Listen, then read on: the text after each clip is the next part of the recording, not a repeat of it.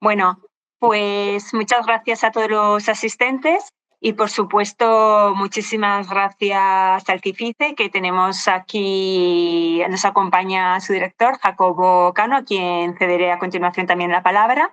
Y, por supuesto, también agradecer a nuestro ponente de hoy, el doctor Ángel Luis Cortés Gracia, catedrático del área de didáctica de las ciencias experimentales aquí en nuestra casa en la Universidad de Zaragoza.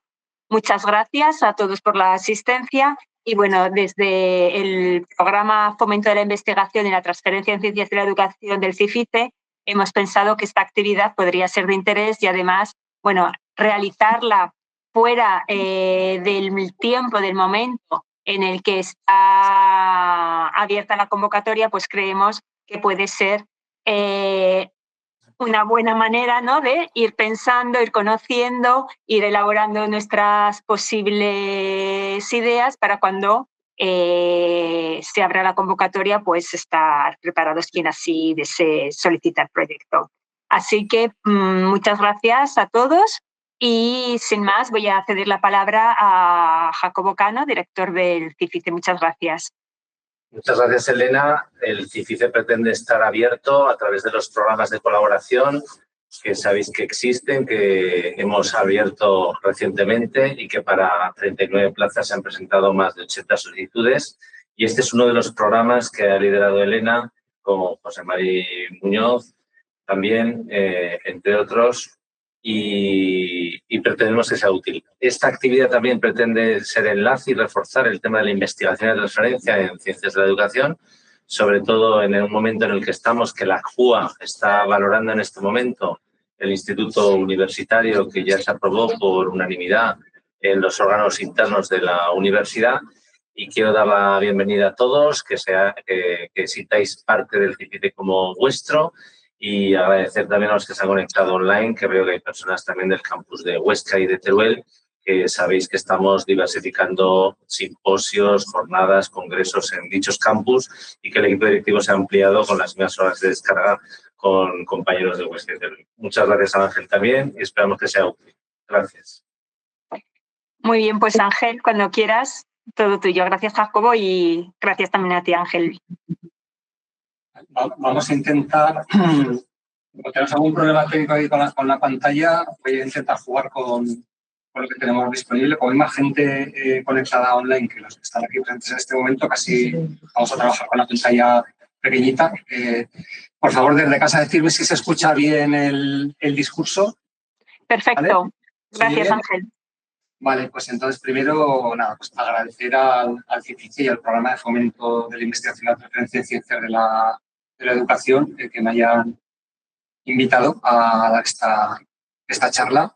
Esta charla es la adaptación de unos webinarios que di en su momento, unas charlas que di para las 5 asociaciones de didácticas específicas en 2024 y para la asociación APICE en 2025, entonces me pidieron si podía hacer también una adaptación local, por decirlo de alguna manera, a todo esto, en un momento en el que no estamos todavía en la convocatoria, pero que seguramente es el momento en el que tenemos que estar empezando a pensar en el planteamiento de los proyectos de generación de conocimiento. O sea, estos proyectos del Plan Nacional de Investigación que promueve la Agencia Estatal de Investigación y que son seguramente de los más golosos de los que tenemos, digamos, en el ámbito universitario a la hora de pedir proyectos competitivos. Pues me permite hacer una pequeña presentación en la que, antes de comenzar, pues bueno, lo que os quería comentar, que la memoria del proyecto de investigación no se puede improvisar, que no podemos esperar a que salga la convocatoria para ver qué podríamos hacer, que se nos ocurre en ese momento. Y, por lo tanto, yo creo que es ahora un buen momento, justo antes de que vengan las vacaciones o para cogerlo justo después de que volvamos de vacaciones, para empezar a pensar en cómo plantear un proyecto de investigación antes de que nos venga luego en diciembre la convocatoria y tengamos que correr a preparar cosas. Entonces, esto implica pues reflexiones individuales, colectivas, actualizaciones, renuncias razonadas y razonables, toma de decisiones, etcétera. Entonces, en esta charla no voy a hablar exactamente de qué investigar o qué metodologías emplear, pero sí que voy a tratar de trasladar algunas cuestiones, sugerencias relacionadas con cómo plantear una solicitud y una memoria que sean adecuadas a la convocatoria. La convocatoria no está todavía, la de este año, pero ya que el plan estatal engloba del 24 al 27, se supone que la convocatoria de este año debería ser prácticamente igual a las de años anteriores y, por tanto, los criterios, requisitos, etcétera, deberían ser los mismos, ¿vale? Porque se mantiene el plan nacional. Y ahora ya para empezar, lo primero que os quería decir... ¿Sí? Disculpa, ¿hay alguna persona que parece que no acaba de escucharlo bien? Yo personalmente sí que lo escucho bien, pero dicen algún comentario en el chat. A ver si, por favor, te puedes acercar más al ordenador para que parece ser que el micro no que se oye regular. El problema es que el micro no esté en el ordenador, sino que el micro creo que está al fondo de la pantalla donde está la cámara. Y entonces... Vale, la mayoría de las personas sí que oímos bien, ¿vale? Pero sí que hay una persona en concreto que dice que no, igual no sé si será problema de su ordenador, lo he transmitido por si se podía solucionar, pero bueno, pues seguimos así, dado que la mayoría, ¿vale? Esperemos que con la grabación luego se escuche bien. Gracias, disculpad. Voy a intentar incrementar un poco el volumen de mi voz, aunque tampoco soy de los que gritan mucho cuando hablan, pero voy a intentar elevar un poco el volumen. Vale, gracias. Lo primero que voy a contar aquí, que en esta charla vamos a abordar cuestiones relacionadas con los proyectos y con su evaluación y, como pongo aquí, hasta donde las normas deontológicas y el compromiso de confidencialidad con la Agencia Estatal de Investigación me lo permitan. La mayor parte de la... Perdón, que aquí ya se una cosa entre medio, vale. La mayor parte de la información, por decir casi toda la información que se va a presentar, es información oficial y pública, pero es verdad que a veces es difícil encontrar esa información entre normativas que están en sitios diferentes y, por lo tanto, lo que va a hacer es agruparla, sintetizarla y reelaborarla, por decirlo de alguna manera, para entenderlo mejor. Y luego, finalmente, esa parte más personal forma parte de mi experiencia personal de unos cuantos años como participante en proyectos, sea como miembro del equipo investigador, como experto remoto o como experto presencial dentro de la Comisión Técnica de la Agencia Estatal de Investigación. Luego veremos un poco qué significa esto de expertos remotos y presenciales. Entonces, lo primero que tenemos que tener claro, o lo primero que tenemos que pensar es qué pasos sigue mi proyecto desde que lo envío. Es decir, tenemos un proyecto, vamos a dar por supuesto que el proyecto es bueno, que si el proyecto no es bueno, quizás el recorrido sea más corto de lo normal. Entonces, ¿qué pasos sigue mi proyecto desde que lo envío? Entonces, tenemos un proyecto ya más o menos elaborado y lo primero que hacemos es enviarlo a una revisión interna por parte de la universidad. Y en esa revisión interna van a verificar los datos que nosotros estamos poniendo y hacen una validación y envío. Es decir, nosotros no podemos enviar los proyectos a la Agencia Estatal de Investigación, sino que son las instituciones, ¿vale? En este caso la Universidad de Zaragoza, la que hace la verificación de los datos que hemos puesto y valida y envía los proyectos. El proyecto llega a la Agencia Estatal de Investigación y la Agencia Estatal de Investigación hace una revisión inicial en la cual se verifica el cumplimiento de los requisitos. Se verifica, por ejemplo, que si nos dicen que la memoria tiene que tener 20 páginas, que tenga 20 páginas. O sea, si la memoria tiene 22 páginas, nos la tiran para atrás y no hay manera de subsanar. Si nos dicen que el currículum abreviado tiene que tener 4 páginas, por parte del IP, pues tiene que tener 4 páginas. Y si tiene 5, nos lo tiran para atrás y no hay manera de subsanar, ¿vale? Si se incumple cualquiera de las cosas porque se le ha pasado a la universidad o porque nos hemos pasado de listos y intentando colar otras cosas, pues en la revisión inicial te la pueden tirar para atrás y ya no es subsanable. Es decir, nos tenemos que esperar ya otro año. En el momento que pasa esa revisión inicial, se envía a la subdivisión de coordinación y evaluación de la agencia y esta está compuesta pues, por un montón de áreas de conocimiento y subáreas que se encargan de la evaluación de los proyectos. Quiero decir que he tratado de centrar esta charla en lo que yo conozco, que es el área y subárea de ciencias de la educación, pero que cualquiera de las cosas que estoy contando vale para cualquier área de conocimiento de la agencia, ¿vale? Pero claro, los ejemplos que yo tengo cercanos son los de ciencias de la educación, pero ya os digo que es extrapolable al resto de las áreas.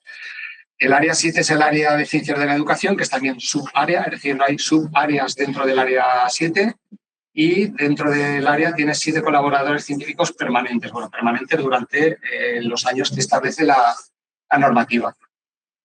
Son de varias áreas de conocimiento distintas. Pues nuestro proyecto lo van a enviar a 2 expertos remotos y lo van a enviar a 2 expertos presenciales. En lo de remotos y presenciales, he puesto presenciales entre comillas porque en la agencia desde hace años se trabaja todo online. Es decir, presenciales quiere decir que participan en las sesiones de la Comisión Técnica de Evaluación, pero nadie está ahí presencialmente. Ni los colaboradores científicos de la agencia, ni los técnicos de la agencia, ni los expertos presenciales. O sea, está todo el mundo online.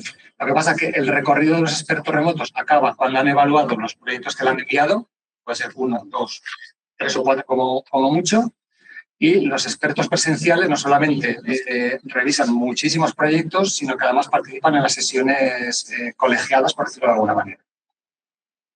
Entonces, que sepamos que nuestro proyecto lo van a revisar como mínimo 4 personas. 4 personas.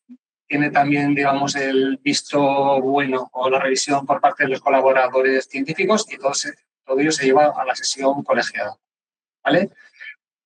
En la comisión técnica se reúne unos cuantos días bastante intensos, ya por el mes de mayo, por decir algo, y emite, bueno, realiza un proceso de evaluación y emite una serie de informes que van a la Comisión de Evaluación de la Agencia Estatal de Investigación, que es el órgano colegiado que finalmente valida todas las decisiones de la Comisión Técnica y que envía, digamos, a esos listados de informes admitidos, excluidos, financiación, etcétera. ¿Vale? Pero que sepamos que desde que nosotros enviamos el proyecto, que nos lo piden muy pronto, hasta que puede ser revisado varias veces, evaluado por unas cuantas personas, evaluado en las sesiones colegiadas, etcétera, pues pasan varios meses, porque ya digo que todo este es el proceso que lleva por detrás. Una cosa que tenemos que tener en cuenta cuando planteamos un proyecto, ahora ya sabemos cómo van a tratar nuestro proyecto cuando lo enviemos, pues que esta convocatoria de proyectos de generación de conocimiento tiene varias modalidades y tipos. Entonces es importante también conocerlos. Yo creo que si habéis estado metidos en los últimos años en estas cuestiones, ya sabéis que aparecen orientados, no orientados, tipo A, tipo B, etcétera. Y os voy a contar, sobre todo para quien no estéis muy puestos o puestas en estas cuestiones, qué significa todo esto. Esta es la resolución del año pasado. Se supone que para el año que viene, como el Plan Estatal de Investigación Científica, Técnica y de Innovación es del 24 al 27, la convocatoria de este año va a ser prácticamente igual que la de estos años atrás. ¿Qué se entiende por modalidad de proyectos? Pues estos 2 tipos de proyectos que aparecen aquí. Hay unos proyectos de investigación no orientada, que suponen pues, la investigación básica que no depende de las prioridades temáticas del Ministerio, y otros proyectos de investigación orientada. Y entonces la primera pregunta que nos tenemos que hacer es ¿qué modalidad de proyecto me conviene más? Y entonces un poco a la gallega, pues depende.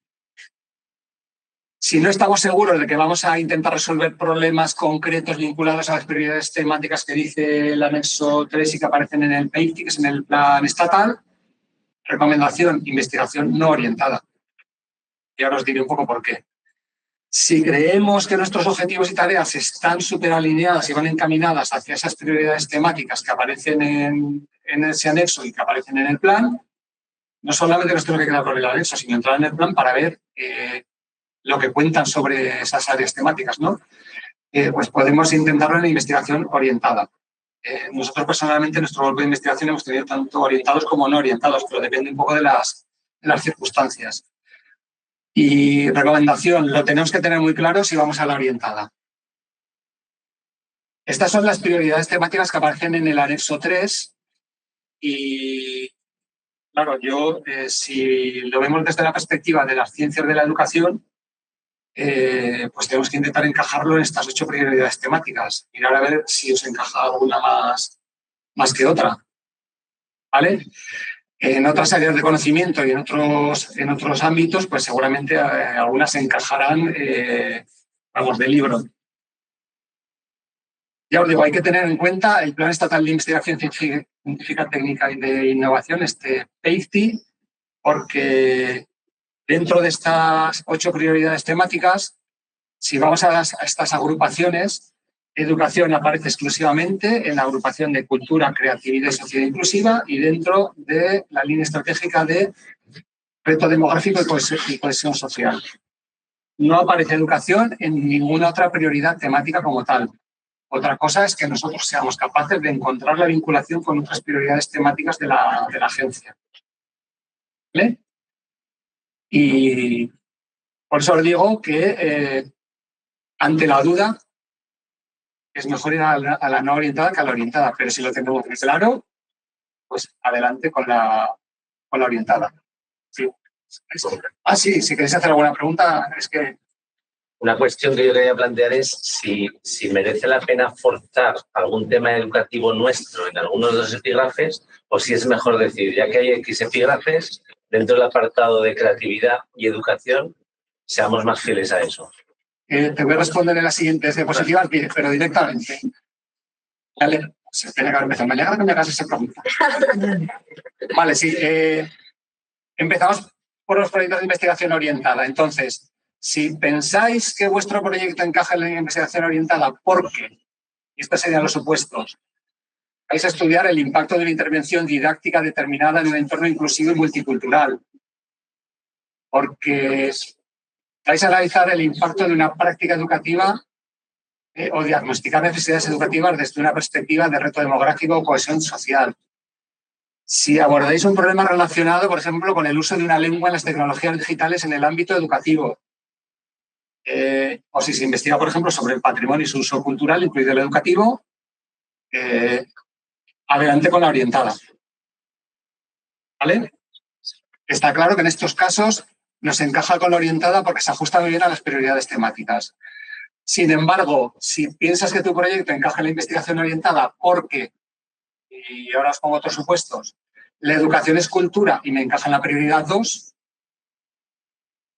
porque creemos que aborda la inclusión porque hay diversidad de género, culturas, edades, capacidades, etcétera, en la muestra, porque consideramos que nuestro proyecto es muy creativo y por lo tanto la prioridad 2 parece ideal, porque habla de creatividad, porque usamos de alguna manera recursos digitales o se utilizan las TIC, por lo cual me cuadra en la prioridad 4, que hablaba sobre las TIC y estas cosas, o porque, como todos, tienen en cuenta la sostenibilidad, así que me encaja perfectamente en la prioridad 8, o cosas similares, y mi recomendación es que no os vayáis a la orientada. Porque va a ser muy difícil justificar por qué encaja eso en las prioridades temáticas. ¿Vale? Entonces... porque es más transversal. No, pues porque no solamente vale por decir, como soy muy creativo, me encaja en la línea de la creatividad. Tienes que decir cómo se trabaja la creatividad, cómo se investiga sobre la creatividad en esa línea, ¿no? O lo de las TIC, si no se está desarrollando nada relacionado con las TIC o no se está investigando sobre las TIC, sino que simplemente se usan, no estamos abordando la prioridad temática. ¿Vale? Y la sostenibilidad, todos somos sostenibles, todos hacemos referencia a los ODS y tal y cual, ¿no? Entonces, como que en genérico todo esto no nos sirve, sino que luego tenemos que todo esto justificarlo dentro de la memoria del proyecto. ¿Por qué digo esto? Porque tiene implicaciones solicitar uno u otro. Es decir, por un lado, cambian ligeramente las puntuaciones y los umbrales de cada uno de los apartados según si lo pedimos orientado o no orientado. Pero no es solo eso, o sea, que esto sería lo de menos, sino que a lo mejor puede ser que existan incoherencias. Es decir, yo a nivel particular he visto proyectos de investigación orientada en el que se declara que son orientadas por tal motivo y luego no aparece nada relacionado con esa prioridad temática en el resto de la memoria del proyecto. Con lo cual hay una incoherencia. Y con lo cual el proyecto seguramente será mal valorado porque en la parte que tiene que ver con la calidad y viabilidad de la propuesta, donde a los evaluadores les dicen, por ejemplo, que valoren cómo de alineado está con las prioridades temáticas, si no hay nada referido a eso, te van a valorar mal ese apartado. ¿Vale? Por ejemplo, relacionado con las prioridades temáticas, se valora más, por ejemplo, el apartado de impacto científico, económico y social esperado de los resultados, ¿vale? En detrimento de otros, con lo cual tenemos que tener en cuenta este tipo de cuestiones. ¿Vale? Ya os digo, ante la duda, si no tenemos claro que nos va a encajar ahí, nos vamos a la no orientada. ¿Que tenemos muy claro que nos encaja? Pues vamos a la orientada. ¿Hay un porcentaje de proyectos que se van a financiar de orientados y no orientados? No, podría ser que se financiasen todos orientados o todos no orientados. Es decir, lo único que cambia es cómo se evalúa dentro de los proyectos. Es decir, en el momento que alcanzas una puntuación, pues todos aparecen, digamos, en el orden de prelación independientemente de que sean orientados o no orientados.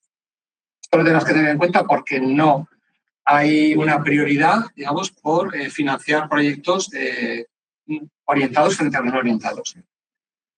Vale, por otro lado, sobre los tipos de proyectos, tenemos un tipo A, que serían los liderados por jóvenes investigadores e investigadoras. Y en este caso, quien evalúa los proyectos no espera una dilatada experiencia del IP o de la IP, pero evidentemente tiene que tener contribuciones científico-técnicas relevantes, innovadoras y capacidad de liderazgo. Y la capacidad de liderazgo a veces simplemente lo que implica es que hay un grupo potente, un grupo de investigación más o menos consolidado, que tenga una solvencia y que haya depositado la confianza en una persona joven. ¿Vale? A ver, estamos hablando de jóvenes, pues si son jóvenes para mí, para mis hijas ya serían mayores. ¿Vale? Pero bueno, es verdad que lo que se está planteando aquí es que haya, pues eso, una confianza en el liderazgo de una persona joven. Y es una manera de que jóvenes investigadores e investigadoras tengan acceso a la coordinación del proyecto, ¿vale? Pero debe haber un buen grupo detrás. Es decir, si no hay un buen grupo detrás, porque se valora mucho el aval del grupo, ¿vale? No podemos lanzarnos simplemente porque somos jóvenes, ¿vale? Ya nos vale por ser jóvenes. Está bien que tengas gente mayor detrás, o cuando digo mayor, gente con una trayectoria solvente y que pueda ganar el proyecto. Y luego estarían los tipo B, que serían los liderados por investigadores o investigadoras consolidados, y en estos casos sí que se espera una experiencia consolidada en el ámbito, en este caso de las ciencias de la educación o de cualquier otra área de conocimiento o ámbito de conocimiento, pero también un equipo de investigación solvente. Es decir, no vale solo con que el IP tenga un gran currículo y que luego tenga alrededor gente que no tenga nada que ver. Esto se ve a veces, ¿no? Personas que no tienen ningún tipo de experiencia relacionada con el proyecto, ¿vale? Es difícil también de justificarlo de una buena evaluación. ¿Vale? Entonces, estos son los típicos que se esperan de grupos que tienen una trayectoria ya larga, que tienen historia consolidada y que no se la quieren jugar, por ejemplo, a que, digamos, los lidere una persona joven o simplemente lo tiene una persona joven que pueda liderarlo. Los tipos además incluyen este tipo de proyectos, que son los proyectos RTA, son los proyectos que, por ejemplo, en educación es prácticamente muy difícil que se den porque tienen que ver con el sistema INIA, del Instituto de Investigación Agraria y tal, del CSIC con las comunidades autónomas. Podría ser que hubiera investigaciones, se me ocurre a mí que estoy viendo aquí en el huerto escolar, o alguna investigación relacionada con este tipo de cuestiones y que lo logren encajar, ¿vale? Alguna cuestión de estas. Y dentro del plan aparecen también unos proyectos, que eran unos proyectos internacionales con Brasil, con el equivalente al CSIC brasileño, pero que aunque aparecen en estos planes han desaparecido de las últimas convocatorias porque ya en 2025 hubo una convocatoria específica, ¿vale? Entonces, aquí sí que cabían también proyectos de educación relacionados a bilaterales con con Brasil, pero ya hay una convocatoria específica que la han sacado fuera de la convocatoria de los proyectos de generación del conocimiento. Y luego aparecen estas modalidades, estos tipos de proyectos coordinados. Se pueden coordinar entre 2 y 6 subproyectos. Todos deben ser de la misma modalidad, o todos son orientados o todos son no orientados. Es decir, no puede ser que se combinen orientados y no orientados en proyectos coordinados. Si el subproyecto coordinador es tipo B, el resto de subproyectos coordinados pueden ser tanto de tipo A como de tipo B. Pero nunca puede coordinar un grupo de subproyectos un investigador o investigadora joven. ¿Vale?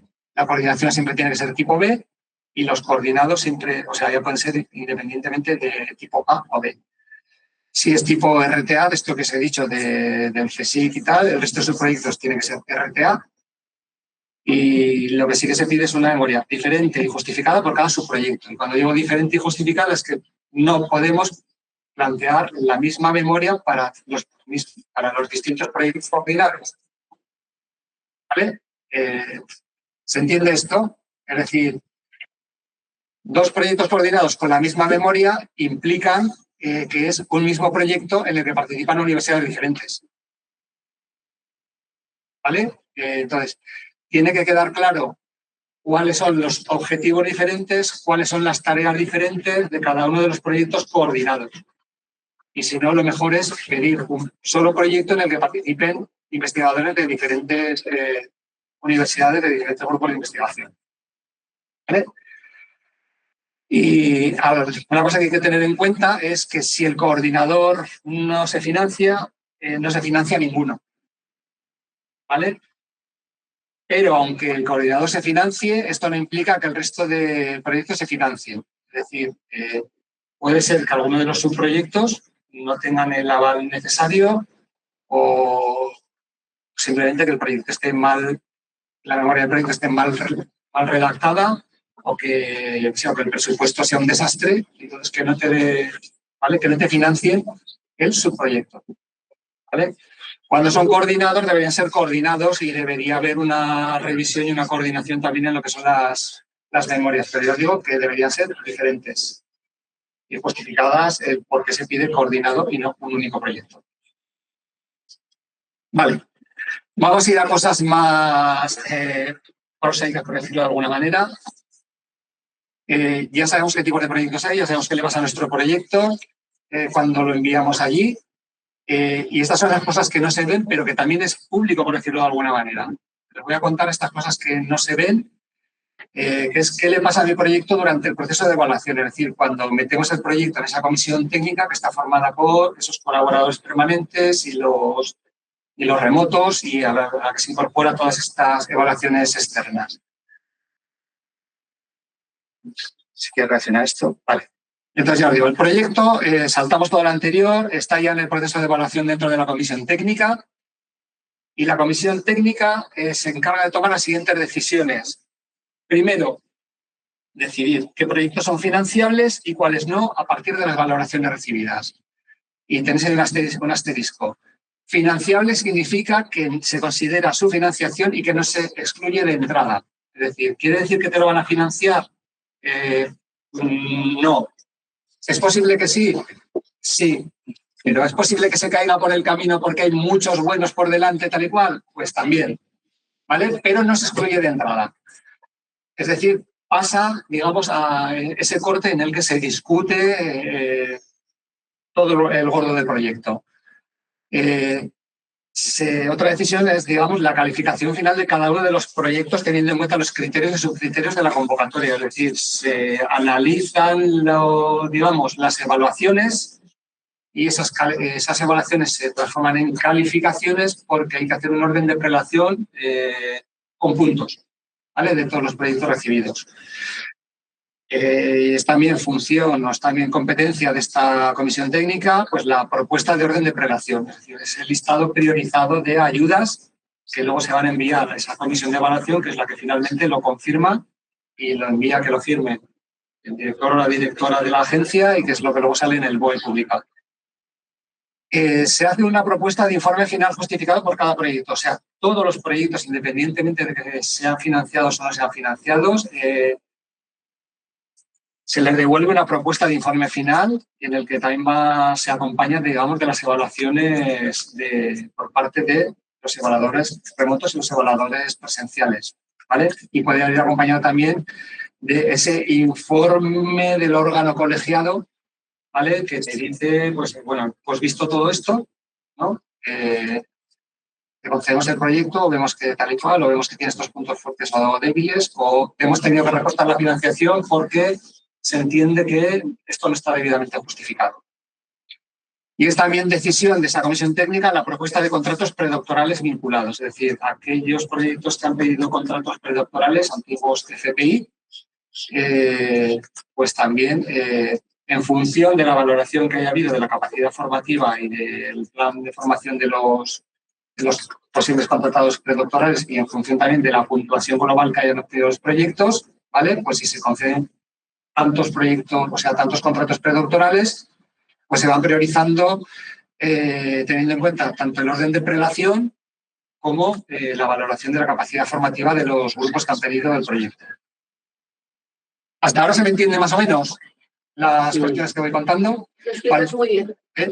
Voy a poner algunos ejemplos muy claros para que entendáis todo esto. ¿Se conceden un número similar de proyectos en la orientada y en la no orientada? No, no necesariamente. Sergio Ibáñez. No. No hay ningún criterio. Eso no hay ningún criterio, es decir, al final se meten todos en el mismo saco y, digamos, luego el corte está, pues estos últimos años el corte estaba en 80 y pico puntos, puede ser que esté en 78, en 82, dependiendo de cómo hayan sido valorados. Entonces, todos los proyectos que tengan por encima de esa puntuación, independientemente de que sean orientados o no orientados, se financian. ¿Vale? Ya os digo, depende un poco, pues esto es como las notas de acceso a las carreras, ¿no? Pues unos años puede que el corte esté en 78 y al año siguiente que sea en 85 por lo que sea, ¿vale? Mientras se mantenga más o menos el mismo dinero a repartir, pues estaremos más o menos ahí equilibrados, ¿vale? Y entonces estaremos en torno a esos valores. O sea, tener un notable alto ya está bien. O sea, y a veces si nos han cortado con 80 y pico puntos, es un proyecto que a lo mejor en otro año no lo habrían dado seguro, ¿vale? Esto puede pasar. O a veces decimos, no pedimos FPU porque, o sea, FPI, perdón, o el contrato predoctoral, pues porque no queremos arriesgar tal y cual, a ver si vamos a parecer demasiado pretenciosos, y dices, ostras, si lo hubieras pedido te lo habrían dado, porque con la puntuación que saca, no te lo habrían dado. Pero hay que ser sinceros, es decir, ¿lo necesitamos o no lo necesitamos? ¿Vale? Porque luego hablaremos de esto sobre la memoria. Estos son os dejo aquí fijo los criterios de evaluación para que veáis lo que puede pasar. Digamos, cuando llega, vamos a suponer que llega un proyecto y nos llegan estas condiciones, ¿no? Que tenemos ahí los 4 evaluadores que han evaluado los distintos criterios o subcriterios y vemos que todos son buenos o muy buenos. Es decir, tenemos A's, B's, por ahí en las valoraciones de los evaluadores, de una C, que puede ser anecdótica, pero directamente con este panorama el proyecto se considera financiable y se pasa a los que se van a discutir posteriormente. ¿Vale? Para que os hagáis una idea de cómo funciona esto. Si tenemos valoraciones todo A, B, nos lo van a pasar a la consideración de financiable. Otro ejemplo, si todo, lo pongo aquí en rojo con este código semafórico, no, verde significaría que está bien. Si tenemos todo lleno de Ds o Es, alguna C por ahí, directamente esto no se va a discutir. Es un proyecto no financiable. Ya quien sea ya dará las razones a los que me van a enviar. ¿Vale? O sea, si 4 personas más el responsable, digamos, técnico que está ahí dentro, que es también pues, otro profe como nosotros, que está ahí, lo que pasa es que está ahí fijo, entre comillas, dentro de la agencia, ven que no hay por dónde cogerlo, pues no se discute ya su financiación. Tenemos otros casos, por ejemplo, imaginaos este caso que tenemos 3 evaluadores que lo han puesto mal y un evaluador que ha puesto todo bien. Nos encontramos a veces evaluadores de este tipo, de decir, bueno, me mando esto para evaluar, a mí me parece todo bien así en general, le pongo todo B. Pero B sin justificación detrás de esas Bs que ha puesto. ¿Vale? Y esto, ¿cómo puede ser que varias personas vean que el presupuesto es un desastre y tú veas que el presupuesto está bien, ¿no? ¿Cómo puede ser que 3 personas estén viendo claramente que el equipo de investigación no hay por dónde cogerlo, ¿vale? Y a ti te parezca bien? Evidentemente es no financiable este caso, ¿vale? El contrario, o sea, un caso también que podría ocurrir sería este, ¿no? Es decir, que te lo ponen todo bien, pero el presupuesto no es adecuado, ¿vale? Una cosa que no tenemos que hacer, y esto lo adelanto ya, es decir, hincho el presupuesto que ya me recortarán. Error. Desde hace unos años ya, el presupuesto es otra parte del proyecto, se valora como otra parte del proyecto, afecta directamente a la valoración global del proyecto y ese proyecto, una memoria con un mal presupuesto, te puede tirar el proyecto entero. ¿Vale? Si está súper bien, pero lo que falla es solo el presupuesto y el presupuesto tiene cosas salvables, ¿vale? Se va a coger como financiable, pero en ámbar. ¿Vale? Es decir, vamos a verlo, vamos a valorar este proyecto, pero le vamos a pegar ahí un recorte brutal y vamos a dar, digamos, instrucciones, o recomendaciones al final lo que es decir, si quieres lo haces con este presupuesto y si no, no tienes el proyecto. ¿Vale? Digamos, esto sería la decisión y se entraría directamente a analizar en detalle el presupuesto y decir, mira, esto sobra, y se envía un informe donde se dice, bueno, si lo quieres en estas condiciones lo coges, si no, no. Tenemos que tener mucho cuidado porque hay una diferencia entre hinchar el presupuesto para que me lo recorten y decir que el proyecto no se puede realizar si no me dan este presupuesto.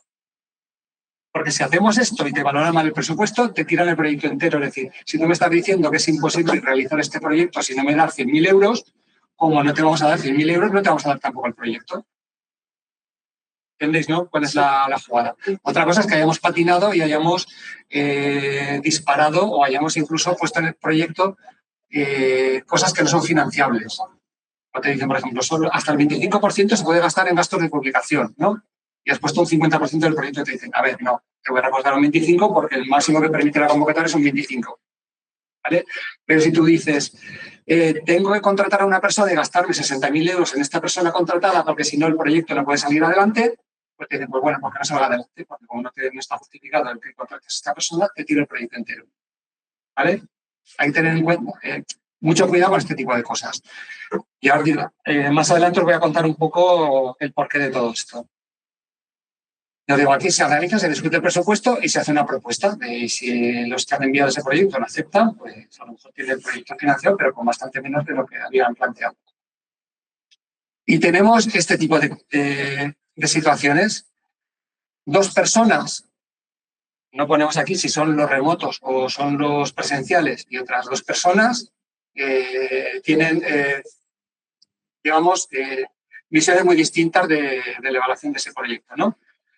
Entonces, en este caso, se hace un análisis comparativo de la calidad de las valoraciones. Como están presentes los expertos presenciales, lo primero que se hace es darles la palabra a los expertos presenciales para ver si son los rojos o los verdes, ¿vale? Y para que puedan defender ahí su postura. Y quien defiende la postura de los otros es, digamos, el experto, digamos, que hay el colaborador de la agencia, porque aquí no tenemos acceso en estas sesiones, no hay acceso explícito a todas las valoraciones, ¿vale?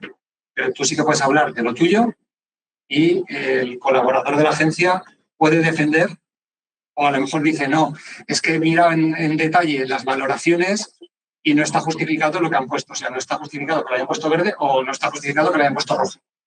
¿Vale? Entonces, se podría hacer una nueva valoración o simplemente decir, mira, eliminamos estos porque consideramos que no están bien hechas las evaluaciones y nos quedamos con las evaluaciones que consideramos que están bien hechas, que están justificadas, que dan argumentos, etc. Estos son casos puntuales, ¿no? Son casos muy puntuales, ¿vale? Pero que puede pasar también. Quiero decir que estas son las cosas que no se ven y las cosas que llevan horas y horas o varios días ahí discutiendo dentro de la comisión técnica, ¿vale? Y hay proyectos en los que llevan bastante tiempo las discusiones. Vale, entonces, teniendo en cuenta qué le pasa a nuestro proyecto, qué tipo de proyectos hay, qué pasa dentro en los talleres, digamos, de la comisión, ¿es posible mejorar nuestro proyecto? ¿Y hay errores habituales que se podrían evitar? Pues ahora vamos a entrar en la casuística. Y ahora digo, voy a hablar hasta ahí donde la ética me lo permita, por supuesto, sin citar casos concretos,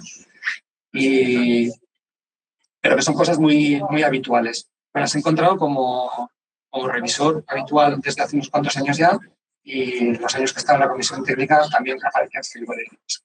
Al estar dentro, en vez de mandarte 3 o 4 proyectos, te mandan 18 o 20, con lo cual la posibilidad de ver alguno también con errores es mucho más alta. Vale, aspectos particulares de la convocatoria. Pues por un lado está la solicitud, por otro lado está la memoria y por otro lado está el presupuesto. Entonces voy a intentar hablar de las 3 partes de lo que tenemos que enviar a la convocatoria. Primero que tenemos que tener en cuenta que una vez finalizado el plazo no es posible modificar la modalidad y el tipo de si hemos puesto orientado y tipo A, es orientado y tipo A. Y si te has confundido, te has confundido. Y si luego realmente dentro has puesto una cosa en el desplegable y otra cosa dentro, se siente. ¿Vale? Habrá elegido por ejemplo, ¿no? Que dice, pues más o menos eso. O sea, no hay ninguna posibilidad de modificar estas cosas. El área y la subárea temática deben estar bien identificadas en la solicitud. Es decir, si la mandas a un área que no es la tuya, seguramente el proyecto te van a decir que no corresponde al área y no hay posibilidad de que te lo trasladen a otra área. ¿Vale? Te esperas para el año que viene. Es así de duro, pero así funciona. En algunas ocasiones, la agencia podría cambiar de oficio un proyecto a otra subárea temática. ¿Vale? Pero sería en casos excepcionales en la que estuviera ahí a caballo entre 2 subáreas, o por ejemplo dentro de un área grande entre subáreas, ¿no? Pues podría ser, pero no es lo habitual, ¿vale? Pero podría ser. Los méritos de cada uno de los miembros del equipo investigador van en la propia solicitud, un resumen de los más relevantes, y el mérito, o sea, los méritos del IP van ¿vale? En currículo aparte. Si es COIP, pues de los 2 COIPs, ¿vale? Las 2. Si el presupuesto es superior a 100.000 euros, tanto el presupuesto como la memoria científico-técnica deben ser redactados en inglés, ¿vale? Esto es gracioso porque hay muchos proyectos de 99.996, 99.950 euros, ¿vale? Que te piden los 100.000 en euros redondos, pero te lo escriben en español, ¿vale? Y también hay algunos proyectos de 18.000 euros que te lo escriben en inglés. O sea, tengo un poco de todo. Pero estos que son graciosos, los que ajustan a unos euros menos de los 100.000 para no tenerlo que redactar en inglés, suele pasar. Vale, sobre la memoria. Máximo 20 páginas sin hacer trampas ni en los tamaños de letra, espaciados, etcétera. Vale. No es discutible, son 20 páginas. Y ya os digo, si esto no se les ha colado en la universidad y llega como de 20 páginas a la agencia, que la tiran. Punto. Errores frecuentes. Dedicar la mitad o más de la memoria al marco teórico de referencia y su bibliografía. ¿Vale? No tiene sentido que después de 10 o 12 páginas no sepas todavía de qué va a ir el proyecto. Y hay proyectos de estos, bastantes. En este sentido, ¿qué extensión recomendarías tú, por ejemplo, de la parte de justificación más teórica o revisión bibliográfica? Yo no recomiendo nada, pero desde el principio debería saber el evaluador de qué va a ir el proyecto. ¿Vale? Luego lo justificas si quieres y haces un marco teórico de referencia en condiciones, pero no puedes estar páginas y páginas y páginas y páginas hasta que aterrizas y no sabes de qué va el proyecto. ¿Vale? No hay una extensión, pero vamos, hay que dejar sitio para el resto de los apartados. Con lo cual, si la mitad de la memoria la utilizas en un marco teórico, te estás comiendo metodología, te estás comiendo, digamos, muchas cosas, ¿vale? Tareas, cronogramas, cosas, ¿vale? Capacidad formativa del grupo, impacto de tal, o sea, está afectando al resto de los apartados. Entonces, recomendación, o sea, que sea una cosa equilibrada entre todos los apartados. ¿Puede haber una memoria sin un marco teórico? Pues tampoco, ¿vale? Porque tiene que haber un marco teórico que respalde, digamos, las acciones sobre las que pretendemos o que estamos planteando, ¿vale? Y una bibliografía actualizada, etcétera. Pero ya os digo, no dedicar más de la mitad de la memoria y hay algunas que, ¿vale? Que de 20 páginas hay 10, 12, 13 páginas solo marco teórico. A veces es porque no hay un proyecto detrás realmente, ¿vale? Entonces se engorda con un marco teórico. Vale, otra cuestión típica también, puede ser un error, confundir un problema para la sociedad con el problema de investigación. O aquí un ejemplo. Los resultados de las pruebas PISA pueden ser un problema, para según quién, pero el problema de investigación relacionado con eso es otra cosa. Entonces, vamos a plantear cuál es nuestro problema de investigación. Podemos plantear que hay una situación problemática, no sé cuántas, en la justificación inicial para justificar por qué queremos investigar sobre qué cosa, pero nuestro problema de investigación es el que es. ¿Vale? No que salgan mal las pruebas PISA. Que salgan mal las pruebas PISA no es nuestro problema de investigación. Es un problema para los estados, es un problema para los sistemas educativos o es un problema para las pruebas PISA o para quien sea, ¿vale? Pero no es un problema de investigación. Vale, y una cosa que es bastante frecuente es declarar como objetivo general o específico la revisión bibliográfica para la construcción de un marco teórico epistemológico inicial que nos permite encaminar la investigación. Es decir, no sabemos qué hacer, por lo tanto vamos a dedicar un año o año y pico, ¿vale?, en saber qué es lo que tenemos que hacer. ¿Entendéis esto, la jugada? ¿Vale? Declarar que no sabemos de qué va, o sea, que no sabemos cuál es el marco teórico ni metodológico de lo que vamos a investigar. Y hay demasiados proyectos que pecan de esto. Es decir, y y el objetivo será una revisión bibliográfica para saber qué se ha investigado sobre el tema. Digo, no, eso lo tienes que hacer antes, ¿vale? Porque tú estás planteando un proyecto en el que trates de resolver algún problema o abordar algún problema determinado que lo conozcas, pues has revisado precisamente ese marco teórico, la bibliografía y estos antecedentes, ¿no? Hay demasiados proyectos que declaran explícitamente, bueno, o implícitamente, que no tienen ni idea de lo que van a investigar. Y esto es grave, ¿eh? O sea, entonces os lo digo para que no cometáis ese error. Es decir, la actualización bibliográfica, evidentemente, es inherente a cualquier proyecto de investigación, o sea, tenemos que estar actualizados, tenemos que estar viendo qué se está haciendo, pero no debería ser un objetivo del proyecto, ¿vale? Salvo que nuestro proyecto sea de revisión bibliográfica, ¿vale? Un proyecto que vaya a revisar los antecedentes o hacer yo qué sé, análisis sistemáticos o este tipo de cosas, ¿no? ¿Vale? Más errores que suelen aparecer en las memorias. Plantear la mera validación de una técnica, un instrumento, un dispositivo, o lo que sea, como objetivo principal o único del proyecto, ¿vale? A veces nos basamos en experiencia del equipo, en resultados de proyectos previos, es decir, en nuestro proyecto queremos ver si funciona esto. No puede el proyecto quedarse a expensas de si funciona o no funciona, ¿vale? Sino que debemos plantear técnicas, enfoques que estén validados o que tengan, bueno, que estén reconocidos, etcétera. Porque la Agencia Estatal de Investigación tiene los proyectos estos para pruebas de concepto en los que podemos poner a prueba este tipo de cosas. Es decir, son estos proyectos precompetitivos en los que nosotros nos presentamos allí. Es decir, es que queremos validar si funciona o no funciona este instrumento que hemos adquirido, a ver si nos sirve para esto, ¿vale? O queremos validar unos cuestionarios que no sé qué, para luego aplicarlos en proyectos a posteriori y podemos ir a la convocatoria de pruebas de concepto, que, ¿vale?, hay cierta distancia en el tiempo con las de los proyectos de generación de conocimiento, ¿vale? Salen por ahí estas convocatorias de pruebas de concepto y pasan bastante desapercibidas para la mayoría de la población, ¿vale? Pero imaginaos, yo qué sé, dispositivos en ingeniería o biomédicos o cosas de estas, ¿no? Esto lo vamos a poner a prueba, ¿vale? Y no nos llevamos a un proyecto diciendo que nos financien para comprar esto, para comprar los materiales, para construir algo, ¿vale? Sino que vamos a ir a este otro tipo de proyectos.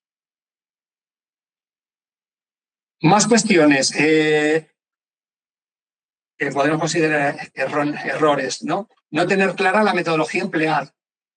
Y a veces está relacionado con la falta de un marco teórico epistemológico inicial, como el que decía anteriormente. Es decir, no vale con decir si utilizarán métodos cualitativos o cuantitativos en función del desarrollo del proyecto o se diseñarán estrategias ad hoc para la investigación, ¿vale? Si planteamos un proyecto de investigación, tendríamos que tener claro qué vamos a investigar y cómo lo vamos a investigar.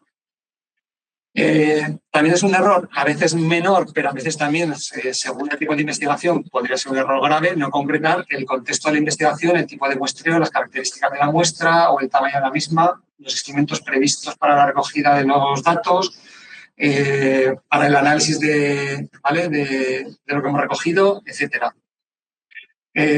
Tenemos que ser súper precisos diciendo vamos a estudiar una muestra de no sé qué, no, pero podemos abrir un abanico, decir entre tantos y tantos o no menos de tantos, ¿vale? Etcétera. Es decir, no podemos quedarnos a expensas de lo que nos venga en el proyecto, sino que tendríamos que tener claro si vamos a recoger datos, por ejemplo, en nuestro caso en Ciencias de la Educación, si esos datos vamos a recogerlos con estudiantado universitario o vamos a ir a los coles, si vamos a pasar cuestionarios, si vamos a trabajar con estudios de caso, si vamos a plantear investigación basada en el diseño, si vamos a plantear ciclos de investigación-acción. Yo qué sé, se me ocurren 14.000 enfoques, tener claro, y en función del enfoque también, digamos, el tamaño muestral, el contexto de la investigación. Y no tiene sentido que planteemos una cosa sobre la escuela rural y que luego nuestra muestra la estemos recogiendo en el Recarte y Ornat, aquí en Zaragoza, ¿no? Ya no tendría sentido. Vale, y otra cosa que se suele haber un plan de contingencia, sobre todo post-COVID, ¿vale? A veces el plan de contingencia se reduce a buscar nuevas muestras o nuevos instrumentos. Es decir, pues si no te muestro, pues buscaré otro, ¿vale? Pues previsto cómo solucionar problemas que puedan surgir a lo largo de la investigación. Más cuestiones relacionadas con la memoria. Y esto a veces es, bueno, frecuente, aparece. Señalar como responsables, a veces únicos, de determinadas acciones a este personal contratado a cargo del proyecto o al contratado predoctoral. Lo que os decía antes, es decir, es que esto no se puede hacer si no tengo una persona contratada a tiempo completo durante todo el periodo de tal, y se va a encargar en exclusiva de esto. Pues a ver, el proyecto debería ser viable con el equipo de investigación, incluso si no hay contratados adicionales, ¿vale? Bien sean los contratos predoctorales o contratos técnicos vinculados al proyecto. Hay algunos proyectos, yo sé que por sus características, a lo mejor sí que requieren la contratación de personal, es decir, pues estamos generando una aplicación en la que necesitamos a una persona que tenga unos conocimientos técnicos muy concretos, tal y cual. Vale, pues esa acción concreta a lo mejor la podemos vincular a esta persona, pero, por ejemplo, no podemos, como pongo en el siguiente punto, que el contrato técnico sirva para coordinar los equipos de investigación y trabajo del proyecto, es decir, hay un IP o dos. Entonces no tiene sentido que pongamos, que le demos, funciones de coordinación de proyectos o de grandes proyectos a contratados técnicos externos al proyecto, ¿vale? En algunos casos pueden servir para coordinar determinadas cosas, pero no para coordinar el proyecto. Y a veces, pues bueno, hay gente que a lo mejor le gustaría coordinar el proyecto, no puede porque no cumple los requisitos, ¿vale? Y quiere sustituirlo por un contrato técnico, ¿vale? Para esa persona, que normalmente estás viendo detrás que va dirigido a una persona concreta, ¿vale? Cuando se plantean este tipo de cosas. Porque no la puede hacer nadie más en este mundo, ¿vale? Entonces, parece que ya te están diciendo con nombres y apellidos a quién se debería contratar. Vale, y luego esto, también está lo contrario, justificar la necesidad de un contrato técnico con las características muy concretas y especializadas, es decir, es que necesitamos a alguien para el análisis de tal cosa. Y luego que veas que en la distribución de tareas, en el cronograma y tal y cual, se le otorgan responsabilidades generales y va a tener que ir a muestrear, va a tener que ir a hacer todos los papeles, digamos, un miembro más del equipo de investigación, cuando la justificación es que lo necesitabas porque tiene una función muy concreta en el proyecto. Relacionado también con la gente contratada, a veces se nos olvida que un contratado predoctoral es una figura en formación y a veces se obvian las acciones formativas y se le asignan únicamente acciones de investigación, ¿vale? En la parte de capacidad formativa, de plan de formación y tal y cual de los contratados predoctorales, tiene que quedar claro que son figuras formativas a las que vamos a formar durante el periodo del proyecto y más allá, porque este es el periodo del proyecto, y que tenemos que darles la posibilidad de que se formen, de que progresen, etcétera, ¿vale? Y para ello pues debe quedar clara la capacidad formativa del grupo, con tesis, resultados de las mismas, trayectorias personales, etcétera, y acciones formativas concretas. Cursos que podría acceder, estancias, congresos, etcétera. Es decir, es habitual también pues bueno, que aparezca que realizará una tesis doctoral en la universidad tal y desarrollará tareas relacionadas con el proyecto. Eso es como no decir nada. Es decir, yo lanzo ahí, digamos, una solicitud, pero realmente no tengo previsto ningún plan formativo para esta persona. Y vamos acabando la parte esta de la memoria. Lo hemos encontrado también a veces. Se confunde la necesidad de plantear un plan para la comunicación y difusión de los resultados con plantear como objetivo prioritario organizar uno o varios congresos o editar los clásicos handbooks de, por supuesto, en editoriales SPI Q1 de nivel internacional, ¿vale? Es decir, ya tenemos todo hecho, ¿vale? Y entonces queremos las perras del proyecto para organizar un congreso o para publicar un libro. Son proyectos de generación de conocimiento y entonces si el conocimiento ya está generado, ¿vale? No da lugar a que pidas un proyecto para difundir el conocimiento ya generado. Hay bastantes proyectos que lo plantean en este sentido. O sea, hay otras convocatorias para ayudas a organización de congresos o para ayudas a publicaciones, pero este plan estatal no es para eso.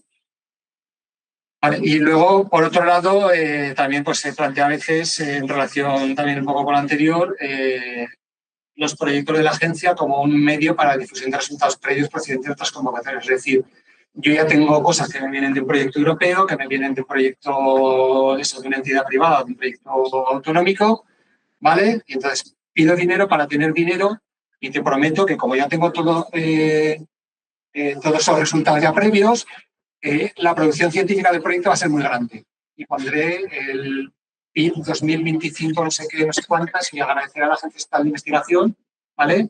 Que me haya dado dinero para una cosa que ya tenía hecha.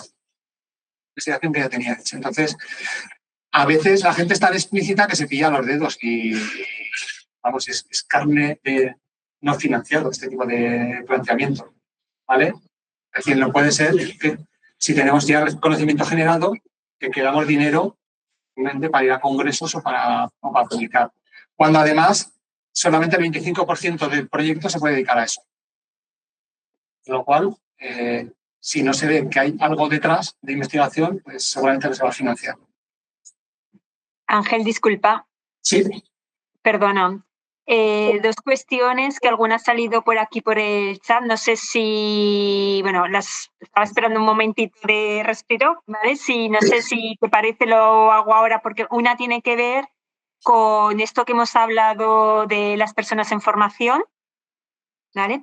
Y preguntan si en un proyecto solicitas contratar a un N31 para que termine su tesis y luego pase a contratado doctor, ¿es mejor pedir un contrato predoctoral o dejarlo como contratado, como contratado, entiendo que pone, sin más? No sé si la persona, José Francisco, si la persona que la ha escrito, si puedes abrir el micrófono y explicar más si te parece. Sí. Gracias. Sí. A ver, yo he pedido varios proyectos de este estilo y he conseguido varios. Entonces, la mayor de los problemas que nos encontramos a veces es estabilizar a las personas con las que estás investigando, que además tienen un conocimiento muy bueno, ¿no? Entonces, la cuestión es, claro, tienes una persona que está haciendo la tesis contigo, ves que hay una oportunidad, además, que encaja perfectamente con la línea de la tesis que está dentro de la convocatoria. Y la duda es, ¿qué hago? ¿Lo meto como un precontratado o un contrato predoctoral o lo mantengo como un contrato normal? Esa es mi duda fundamental, me suele ocurrir. No sé si está clara la pregunta, ¿eh? Sí, no, entiendo perfectamente lo que quiere decir. A ver, la ventaja que tienen los contratos predoctorales ligados a los proyectos de la agencia es que no tienen una fecha de finalización de grado como tienen las FPU o como tienen las becas del Gobierno de Aragón. Es decir, tú puedes contratar a una persona que ya lleve tiempo trabajando y además la idoneidad del perfil de contratación la da los mismos miembros del proyecto. Es decir, si tú eres el IP del proyecto, dentro del proyecto tienes que generar una comisión de contratación para esas plazas y puedes decidir cuál es el perfil más idóneo para trabajar en tu proyecto. Además, no caduca, o sea, no hay, digamos, una fecha máxima de obtención del grado a la hora de contratar. Pues no tienes ningún problema en contratar durante 4 años a esa persona. Claro, que si ya lleva la tesis muy avanzada, le estás diciendo que alargue su tesis durante 4 años. No, lo que estoy planteando es que precisamente durante el proyecto va a acabar haciendo la tesis probablemente a mitad del proyecto. Yo creo que entonces pedir un proyecto, o sea, pedir un contratado predoctoral es adecuado. O sea, ¿tú consideras que si en un proyecto de 4 años, digamos... Perdón, que tenemos una IP de un proyecto que acaba de firmar un contrato predoctoral. María José. Yo simplemente aclarar que luego hay que tener cuidado cuánto tiempo lleva matricular en el programa de doctorado, porque sí que hay una cosa que dice que si se le va a acabar en un año, como luego no puede continuar los estudios de doctorado porque se le acaba el tiempo que puede estar, según la modalidad que haya estado, pues igual no le da para poder incorporarse como contratado predoctoral. Entonces, lo único que pone la norma que hay que tener cuidado, porque claro, si tú metes a un contratado predoctoral que luego solo le queda un año para acabar la tesis porque se le acaba el plan formativo, pues no tiene mucho sentido porque va a aportar poco al proyecto. Pero creo que el límite estaba en un año, o sea que ni siquiera los 4 años del doctorado completo. Vale, es decir, la cuestión es que yo lo que planteo es que esa persona que está ya haciendo la tesis, pues probablemente precisamente en un año y medio pueda terminar la tesis, y yo querría que pasara de un N3-1, que es la situación actual, a un N que sería un N2, ¿no? N2 o N1. Pero entonces, eso no se puede hacer. Bueno, en ese caso tú puedes plantear que, te la puedes jugar, que el proyecto tiene la necesidad de tener un N3 o la figura que sea, ¿vale? Y en un momento dado tú eres el que tiene que tomar la decisión sobre a quién contratas en tu proyecto. Yo es que en general en estas situaciones me he encontrado con que cuando pides 4 años de un contratado, que al final de cuentas es el coste más importante del proyecto, me suelen dar el proyecto, pero me recortan la parte personal y me dicen que, bueno, que es que parte del trabajo lo pueden hacer los profesores. Claro. Y entonces que para eso no hace falta un contratado todo. Pero claro, si no contratas a una persona durante lo largo del proyecto, esa persona no tiene una continuidad. Es decir, es que es bastante complicado. Ahí lo que están eso es lo que estaba comentando anteriormente, ¿eh? Es decir, los proyectos se tienen que poder realizar independientemente de si están estos contratados o no. Entonces, claro, la agencia lo que hace es favorecer, digamos, aquellos proyectos que han pedido ese contrato predoctoral. O sea, eso no hay problema porque es, digamos, un presupuesto que va al margen de la financiación del proyecto. ¿Vale? Entonces, si tú quieres tener una persona trabajando durante todo el periodo del proyecto en la temática del proyecto, te dan la posibilidad de que pidas un contratado predoctoral, ¿vale? Y no te van a tocar el resto de la financiación del proyecto. Ahora, si tú lo que estás diciendo es que necesitas durante todo el periodo del proyecto a una persona más o menos a tiempo completo, que sea a tiempo parcial, pues te pueden decir que, bueno, que no está suficientemente justificado porque, por lo que te decía antes, porque hay tareas que las debería hacer el equipo investigador y no depender de contratados externos, o sea, contratados adicionales. Entonces tendría que estar muy, muy, muy justificado de que esas cosas solo las pudiera hacer ese contratado externo, por decirlo de alguna manera. Pero bueno, es cuestión de probarlo. O sea, como muy malo lo que pueden hacer es decirte que te recorto, que es lo que igual te ha pasado alguna vez. Sí. Yo, a fin de cuentas, el último, por ejemplo, solo pedí presupuesto para contratar a una persona y me lo recortaron a la mitad. Sí. Con lo cual... Hay que tener en cuenta que aunque veamos ahí que hay 700 millones de euros de la última convocatoria, pues hay 19 áreas temáticas y 54 usuarios con necesidades de financiación muy distintas. Nosotros de Ciencias de la Educación somos un área muy pequeñita, porque somos área y subárea.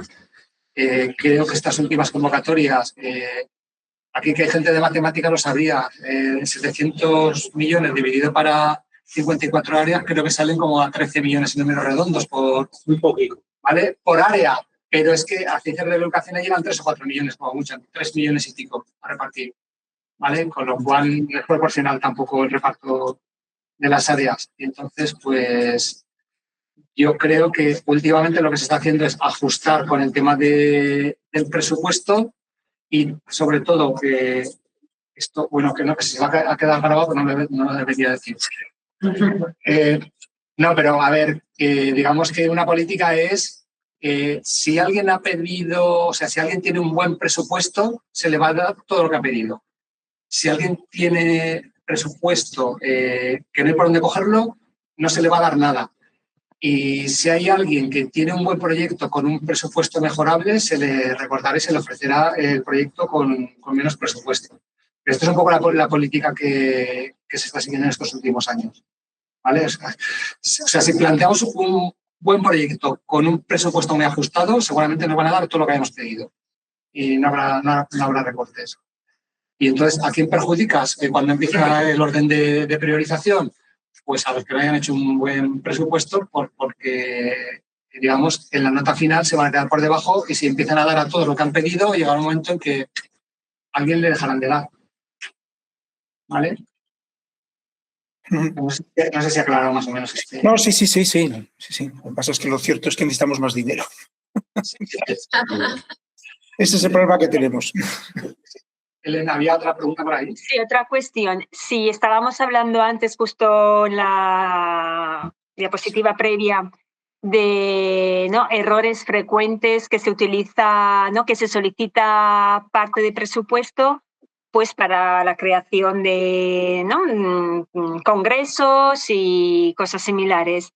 Entonces, si estos son errores frecuentes, ¿cómo solucionar estos errores o cómo sería un ejemplo, si puedes, de dentro del presupuesto, dedicar dinero a la difusión? ¿En qué cosas de difusión? No, aquí lo que planteo es que a veces se plantea como objetivo prioritario del proyecto organizar un congreso o publicar un libro. O sea, es decir, yo ya tengo todo, es cuando se plantea, yo ya tengo todo hecho, entonces no necesito investigar más, sino que quiero el dinero del proyecto, el dinero de la convocatoria, para organizar un congreso, por supuesto, internacional. Por supuesto que van a publicar luego los resultados del congreso en editoriales de prestigio, etcétera. Vamos a necesitar muchísimo dinero para atraer a gente, a referentes internacionales, que les tenemos que pagar, por supuesto, los aviones, los hoteles, les tenemos que pagar muchísimo dinero por la charla que van a dar y este tipo de cuestiones, ¿no? Y lo plantean a veces como objetivo prioritario, que no, si no tenemos el conocimiento generado, necesitamos dinero para difundirlo. No va de eso la convocatoria. Entonces, el tema es, ¿podemos plantear la organización de un congreso y que el proyecto contribuya en cierta manera a la organización de un congreso? Pues bueno, hasta donde permiten los gastos financiables que aparecen en la convocatoria, pues sí, podemos pagar a ponentes tal y cual. Creo que no está contemplado de pagar a ponentes. ¿Podemos dedicar más de un 25% en difusión pública, gasto de difusión, publicación y tal y cual? Tampoco podemos. Entonces, si pedimos 100.000 euros, que nos lo vamos a gastar todo en difusión, y te dicen, no, es que solo te vas a gastar 25.000, porque la convocatoria dice que es un 25% del presupuesto. Entonces, ¿en qué gastamos los otros 75 si no hay objetivos relacionados con la investigación? Vale. Y dicen en esto, ¿y si un objetivo es difundir, transferir los resultados del propio proyecto solicitado? ¿Esto estaría bien? Entiendo que el matiz que has vuelto a repetir ahora era si solamente es el objetivo principal, ¿no? O todo el proyecto se basa en difundir, pero aquí parece que pregunta, ¿no?, si uno de los diferentes objetivos es difundir o transferir los resultados, sí, eso estaría bien ponerlo como uno de los objetivos. No solamente estaría bien, sino que es casi obligatorio, o sea, que uno de los objetivos tiene que ser siempre difundir los resultados del proyecto, ¿vale? Pero por eso les decía, una cosa es plantearlo como objetivo prioritario y otra cosa es que dentro de los objetivos del proyecto esté la difusión, la publicación, incluso la organización de jornadas, de encuentros, de reuniones, de cosas de estas. Eso no es no es ningún problema. Siempre y cuando teniendo en cuenta cuál es la limitación presupuestaria que te da la convocatoria. ¿Vale? ¿Conviene la difusión profesionalizada de una empresa en ese apartado?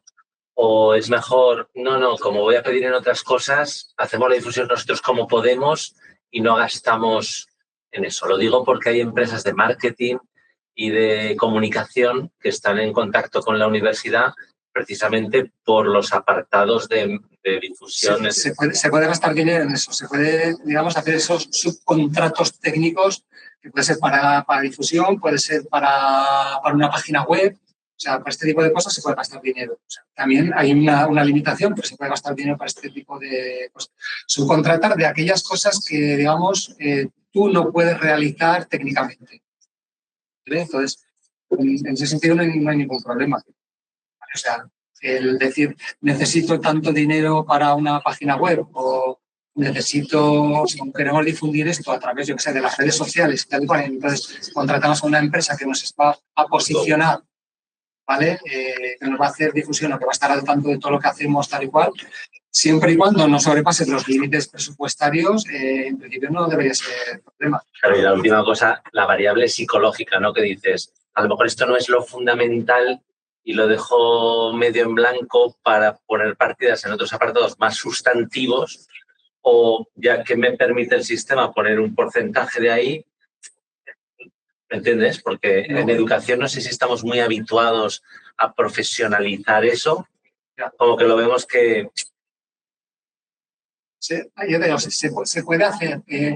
Luego también, en principio, se pueden pasar dentro de los costes directos del proyecto, se pueden traspasar, digamos, o sea, no tienes por qué cumplir con lo que has dicho tú en el presupuesto, siempre y cuando todos los gastos sean en estos costes que están justificados, digamos, que son costes financiables dentro de la convocatoria. Lo que nunca podemos superar, o sea, no podemos pasar de costes directos a indirectos, o sea, perdón, de indirectos meter a directos, ni podemos tampoco superar ese 25% que te decía, por ejemplo, de gastos de publicación. Es decir, no podemos decir, como tenemos dinero para asistencia a congresos que no hemos gastado, ¿vale? Pues entonces, en vez del 25%, voy a dedicar un 40% a publicaciones de pago o lo que sea. No es necesario. El 25% es el máximo. Luego está el tema también de lo de las publicaciones y tal, porque luego los proyectos son sometidos a auditorías externas y a veces el que toda tu producción sea de pago te dan un toque de atención a la auditoría externa, siendo que hay... O sea, cuando son publicaciones de pago, Otra cosa es que haya pagos editoriales o que haya pagos en abierto, que pudiera ser, digamos, revistas de encerrado, pero que puedes pagar, digamos, en acceso en abierto. Son cosas diferentes a tener, digamos, toda tu producción en determinadas editoriales, ¿vale? Que son de pago, por ejemplo, de alguna manera. Pero entonces, por cerrar un poco lo del presupuesto, ya os digo, un mal presupuesto puede hacer caer el proyecto y no es buena idea incrementar la cantidad total pensando que ya recortarán, que esto es algo habitual que pasaba hace unos cuantos años y que ahora te lo penalizan. ¿Vale? Hay que prestar mucha atención a los conceptos financiables y es un error dar por supuestas algunas cosas que luego van a repercutir en el presupuesto. ¿Vale? Y yo os digo, no son elegibles los costes de publicación de números y separatas especiales, estos special-issues en determinadas revistas. Es decir, si hay una revista que cobra, o sea, que tiene gastos de publicación, no hay ningún problema. Otra cosa es que tú te generes, digamos, un número especial de pago y que lo cargues al proyecto. O sea, que seas un editor. Claro, o sea, por ejemplo, decir, yo soy el editor de este número especial, no sé qué, claro, no sé cuántas, tal y cual, y voy a utilizar dinero del proyecto para ello. Y te dicen, pues no. Y seguramente no te lo autorizarán y tendrás un problema si ya está el proceso en marcha. ¿Vale?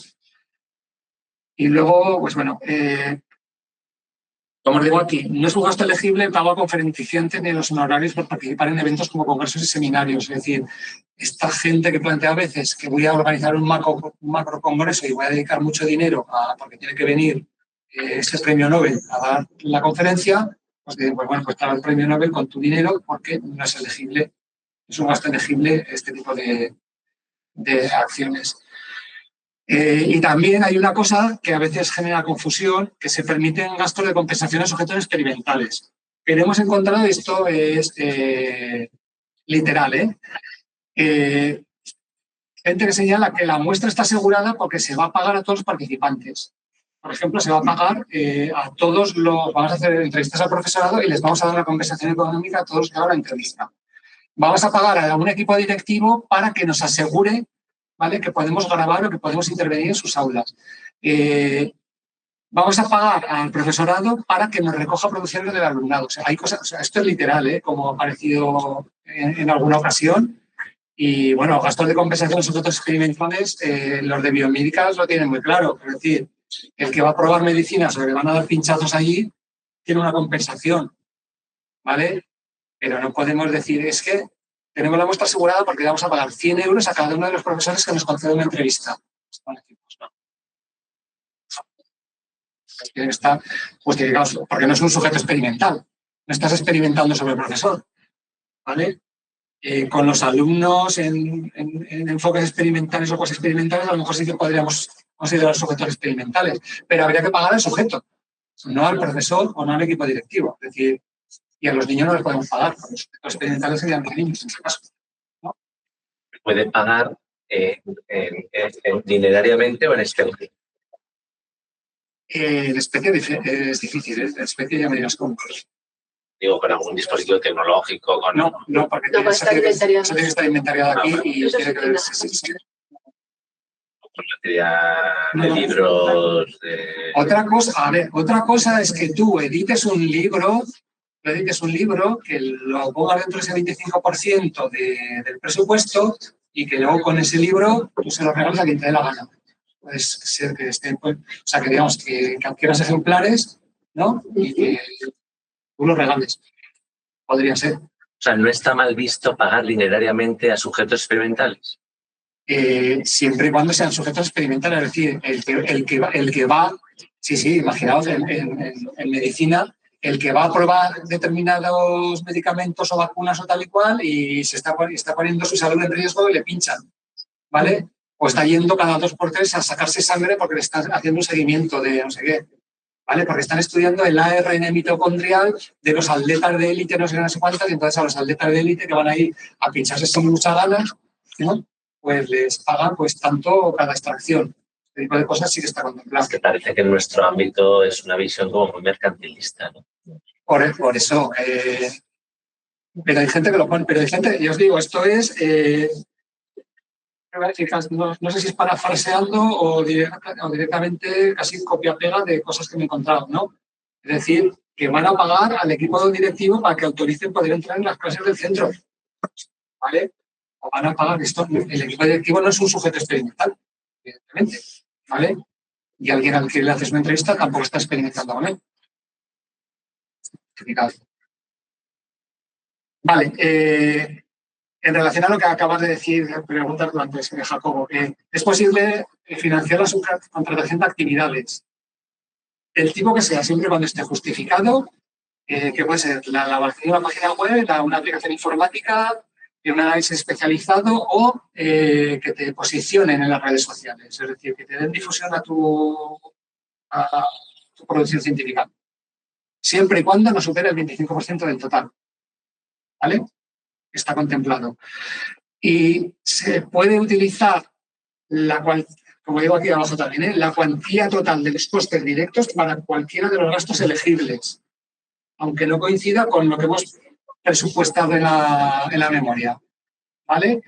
Pero en ningún caso podemos realizar trasvases entre costes directos e indirectos. Los costes indirectos son aquellos, o sea, ¿sabéis de qué van los costes indirectos en los proyectos? ¿Vale? También para los grupos de investigación. Es decir, cuando hay un gasto que por motivos que sea supera, digamos, la cantidad máxima que se puede pagar. O sea, me voy a un hotel a no sé dónde y resulta que tenemos un máximo de noche por hotel. Pero en esa ciudad, por lo que sea, no hay otro hotel, ¿vale? Y si son 90 euros la cantidad máxima, me cobran 105, ¿vale? y lo has hecho a través de la agencia de viajes, vale, si lo haces por tu cuenta igual te vale.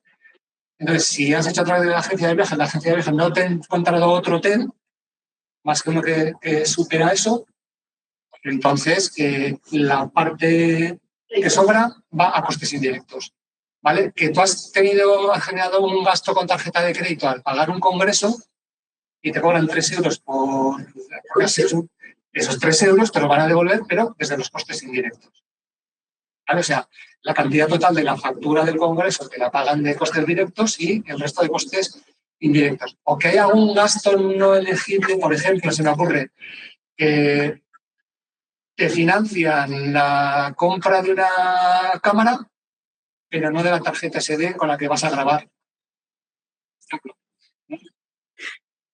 Te financian la compra de un ordenador portátil, pero no de la funda del ordenador o no del ratón, ¿vale? Porque los periféricos y los accesorios no te los financian. Entonces, eso sí que puede ir a costes indirectos, porque no puedes decir que no puedes manejar el ordenador sin el ratón, ¿vale? Entre comillas, porque es más cómodo, ¿vale? Y mientras haya dinero en costes indirectos, ahí se puede pasar alguno de estos gastos. Vale, y por no enrollarme más, toda la información está disponible en distintos sitios. Cada vez que sale una nueva convocatoria actualizan todo este tipo de cosas y no sé, podemos, si queréis, intercambiar experiencias, preguntas o lo que queráis. ¿Vale? Mucha suerte. Muy bien, pues muchísimas gracias, Ángel. Muy interesante y muy útil toda la información. Y aunque hemos ido transmitiendo las preguntas que aparecían por el chat, bueno, pues si quedan más preguntas, creo que es el momento. Francisco Javier Galán, adelante, gracias. Hola, buenos días. Muchas gracias por la presentación. Ha estado muy interesante. Mi pregunta es muy fácil. ¿Qué se considera joven para los proyectos tipo A? O sea, ¿quién es joven y quién no? ¿Esto aparece en la convocatoria o tiene otro tipo de medición? Gracias.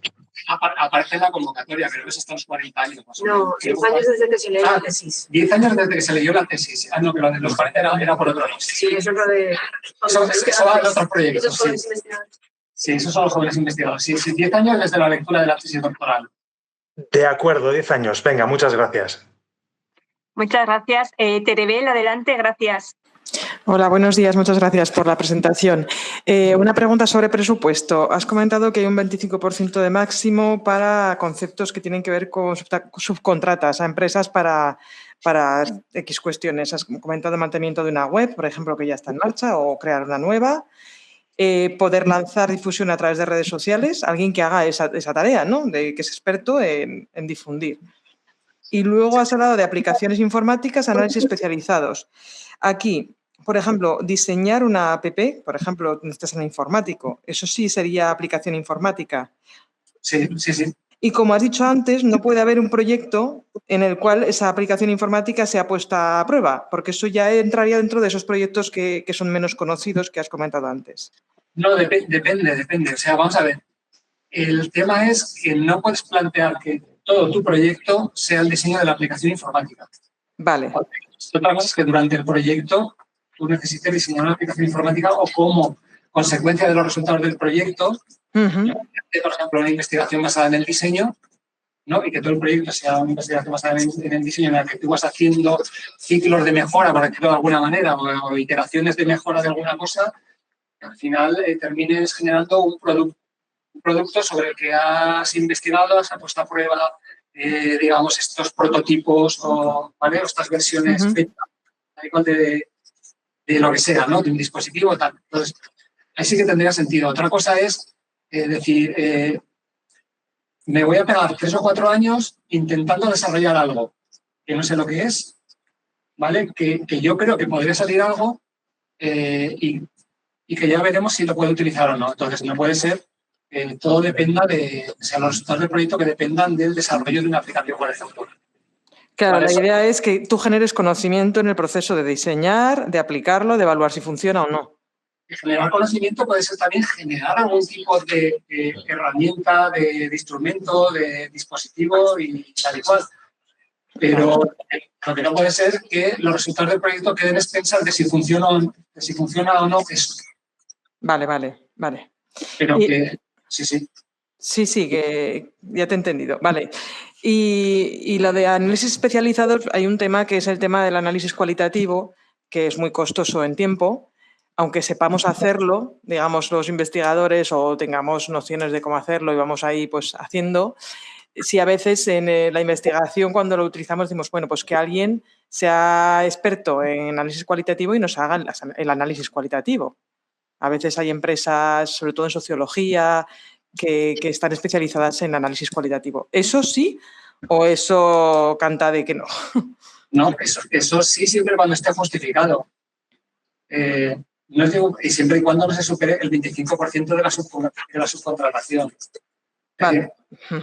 Se puede plantear de diferentes maneras. Se puede plantear como que necesitas contratar a una persona, ¿vale? Que serían estos, digamos, contratos técnicos vinculados al proyecto, y entonces es el proyecto quien le paga a esa persona y tiene un contrato con la Universidad de Zaragoza en este caso. Y otra opción es subcontratar a una empresa externa para que haga esa tarea. Claro, contratar a una persona supone pagarle sueldo, seguridad social. Sí, es una empresa que tú le encargas de hacer. Puedes justificar que se lo sacas que eso lo externalizas a la empresa para no depender precisamente de tener que hacer una contratación en el proyecto. Y vale. Así no te afecte, digamos, mucho el presupuesto del proyecto, porque muchas veces te va a salir más barato contratar a alguien para que te haga eso que tener a alguien contratado si solo es para eso. Claro, o sea, y está pero explicitarlo, ¿no? Que se externaliza ese análisis para no cargar el presupuesto, ¿no? Pero aunque no estuviera explícito el presupuesto, como decía antes, cualquiera de los gastos elegibles son susceptibles de ser realizados, con lo cual tú puedes cambiar de opinión a lo largo del proyecto y decir, pues bueno, esto lo externalizo, siempre y cuando no pases del 25% de los gastos totales de la subcontratación, no hay ningún problema. Es decir, tú puedes dar un giro, digamos, a lo que tenías planteado en el presupuesto. Y no hay problema mientras no se superen los límites. Vale, es el 25% del total del presupuesto para el total de subcontrataciones. Sí, hay un 25% de máximo para la publicación y difusión, un 25% máximo para la subcontratación. Vale. A ver, les digo muchas cosas así de memoria, pero luego en la convocatoria luego lo hacen explícito. Y hacen pequeños retoques, digamos, de los gastos elegibles. Puede ser que haya pequeños retoques de un año para otro de los gastos elegibles, porque, por ejemplo, en años atrás se hacía referencia a todo lo de dietas y cosas de estas, todavía al Real Decreto del 2002, con lo cual, digamos, condenaron a todos los proyectos, como ponía explícitamente el Real Decreto 2002, de los gastos digamos, públicos. Entonces condenaron a todos a 19 céntimos el kilometraje, a 37 euros la dieta y a 65 euros el hotel. ¿Vale? Si pones según la legislación vigente, en vez de poner eso, pues cada año se adaptará, digamos, los gastos a la legislación vigente. Vale. Pero tenéis en cuenta que hay que mirar luego, o a lo mejor pillan y quitan un concepto en gastos elegibles. Sí. Hay alguna normativa de rango superior que lo impide. Vale. Hay que mirarlo. Muy bien, gracias, muchas gracias. ¿Alguna pregunta más?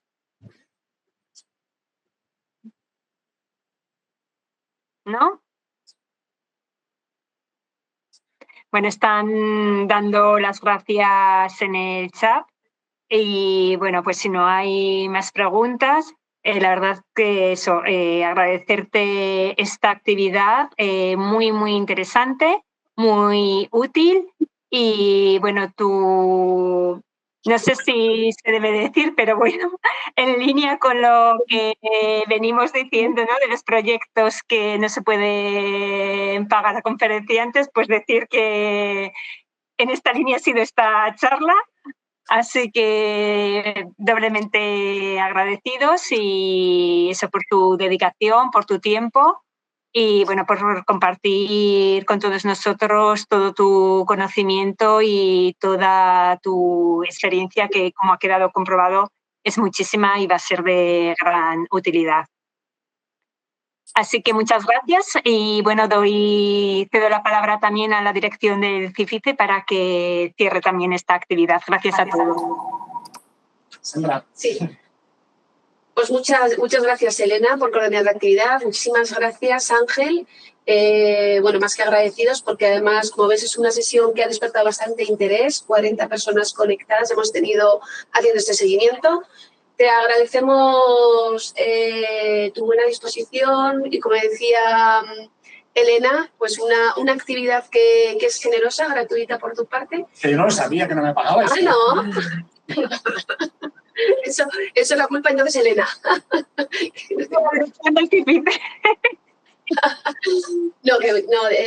Y sobre todo, bueno, yo creo que nos has acercado al tema de una manera muy sencilla, que para todo lo revesado que es el procedimiento, cuando te acercas la primera vez, ¿no?, a cómo lanzar un proyecto de estos, nos has desgranado muy bien los pasos y nos has dado algunas claves que son importantes desde esa experiencia que tú tienes tan importante. Así que nada más que agradecidos, creo que te mereces un aplauso.